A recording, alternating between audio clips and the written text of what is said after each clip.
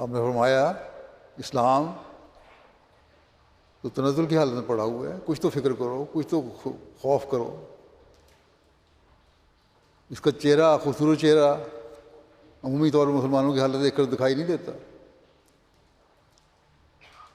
گزشتہ ایک سروے کروایا گیا تھا یہاں یو کے میں بھی، رپورٹیں یہاں آتی ہیں، تو یو کے میں سب سے زیادہ جن ہجرت کرنے والے امیگرینٹس کے خلاف یہاں کے لوگ ہیں وہ ان لوگوں کے خلاف ہیں جو مسلمان ہیں۔ اسلام کے متعلق ان میں غلط تصور پیدا کر دیا گیا ہے۔ کچھ تو لوگوں نے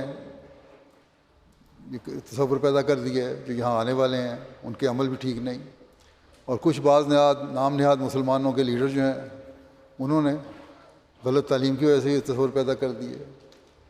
اسلام مخالف لوگوں کا جواب ہمیشہ یہی ہوتا ہے کہ اسلام کی تعلیم تو شدت پسندی کی تعلیم ہے، اور یہ لوگ قانون کو توڑنے والے اور فساد پیدا کرنے والے اور اخلاقی قدروں کو پامال کرنے والے ہیں۔ یہ تصور قائم ہو گیا۔ مغربی دنیا اس لیے خلاف ہے کہ ان کو مسلمانوں میں اسلام کا صحیح نمونہ نظر نہیں آ رہا، جیسا کہ میں نے کہا۔ بس آپ فرماتے ہیں کہ مسلمانوں کا فرض تھا کہ اس کی محبوبانہ شکل دکھلانے کے لیے جان توڑ کوشش کرتے، اور مال کیا بلکہ خون کو بھی پانی کی طرح بہاتے، مگر انہوں نے ایسا نہیں کیا۔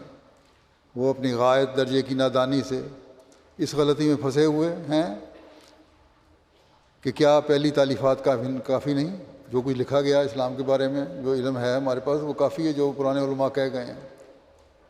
نہیں جانتے کہ جدید فسادوں کو دور کرنے کے لیے جو جدید پیرایوں میں ظاہر ہوتے جاتے ہیں، مدافعت بھی جدید طرز کی ضروری ہے۔